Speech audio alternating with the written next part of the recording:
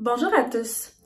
La capsule d'aujourd'hui fait partie d'une série de capsules dont la thématique est transitionner d'un employé TI à un consultant TI.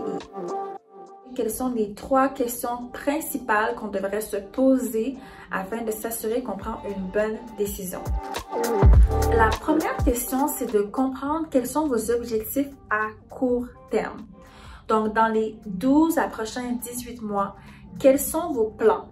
Est-ce que vous avez l'intention de faire l'acquisition d'une propriété immobilière pour laquelle vous devrez vous qualifier?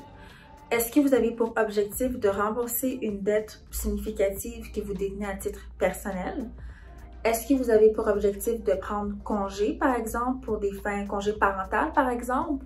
Donc, ça, c'est déjà avoir une compréhension de quelle est ma situation actuellement. Est-ce qu'elle compte changer dans les prochains mois?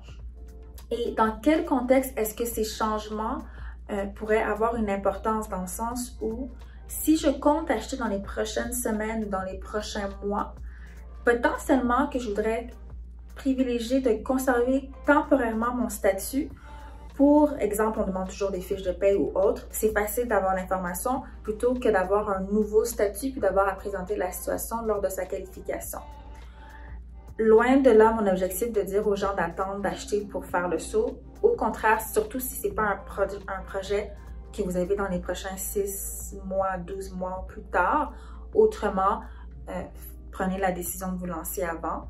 Mais c'est juste un élément à prendre en compte pour éviter de réaliser qu'on aurait pu attendre quelques semaines à avoir su. La prochaine question, c'est de se demander combien gagnerez-vous vraiment de plus? Donc, en tant que salarié, par exemple, vous avez un salaire de 110 000 brut et vous percevez les revenus nets. Pour certains, ce sera beaucoup et c'est un montant qui leur permet de mettre de l'argent de côté. Pour d'autres, ce sera un montant qui est juste assez puis cherchent à augmenter leurs revenus. Et pour d'autres personnes, elles vivent potentiellement en dessous de leurs moyens, notamment parce qu'elles doivent peut-être rembourser des dettes dont j'ai fait mention juste avant. Ce qui fait en sorte qu'elles n'ont pas forcément suffisamment de revenus et elles vivent au-dessus de leurs moyens. Bref. Donc, ça, c'est à savoir comment est-ce que vous vous situez par rapport à votre revenu actuel. Et une fois que vous ferez le saut, concrètement, quels seront vos revenus bruts? Donc, quel sera votre taux horaire?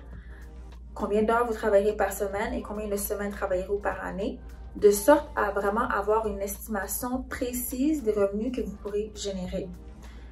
Ce qui m'amène à la troisième question qui est complètement liée à la seconde, dans la mesure où il faut savoir quel est votre coût de la vie. Combien est-ce que ça vous coûte? Combien avez-vous besoin pour subvenir à vos besoins et ceux de votre famille? Pourquoi c'est important? C'est important parce que de un, ça vous permet de déterminer OK, en ce moment, en tant que salarié, je génère tant.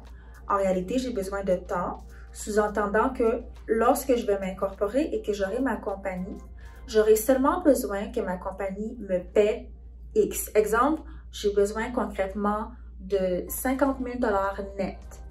Donc, je sais qu'en tant que consultant, je vais facturer 110 $ de l'heure, 35 heures, 37 heures et demie par semaine, 48 semaines par année. Donc, voici le portrait.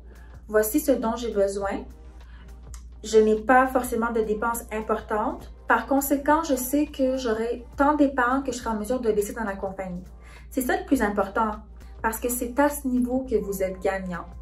Et ce que j'ai vu comme erreur auprès de clients, c'est le fait d'avoir pris la décision de s'incorporer, mais de ne pas avoir réalisé la question numéro 2, qui était justement combien gagnez-vous réellement de plus par rapport à votre coût de la vie également. Un client qui réalise qu'il fera davantage d'argent dans sa compagnie, c'est bien, mais sauf que s'il se retrouve à devoir rembourser une dette importante et à sortir beaucoup plus d'argent lors de sa première année, finalement, la compagnie n'aura pas de liquidité excédentaire, vous serez retrouvé à vous rémunérer davantage parce que vous ferez davantage peut-être en tant qu'incorporé. Mais à la fin de la journée, concrètement en termes de revenus nets après impôt que vous aurez perçu, vous ne serez pas forcément gagnant. Donc, ce que je voulais vraiment que vous reteniez, c'est ces 3 questions principales, question d'avoir des pistes de réflexion pour voir où vous vous situez et est-ce que ce sera vraiment une décision qui sera fiscalement optimale pour vous. Si c'est un sujet qui vous intéresse, si vous avez des questions, je vous invite à télécharger le webinaire qu'on a animé, Réussir sa transition d'employé TI à consultant TI, plus d'une durée de 2 heures où on aborde justement les questions relativement aux formes juridiques, le salaire, les étapes à compléter. Et on offre toujours un 30 minutes sans frais avec moi ou un membre de notre équipe. Donc, n'hésitez surtout pas à me contacter pour toute question. Merci d'avoir regardé la capsule et on se revoit dans la prochaine vidéo.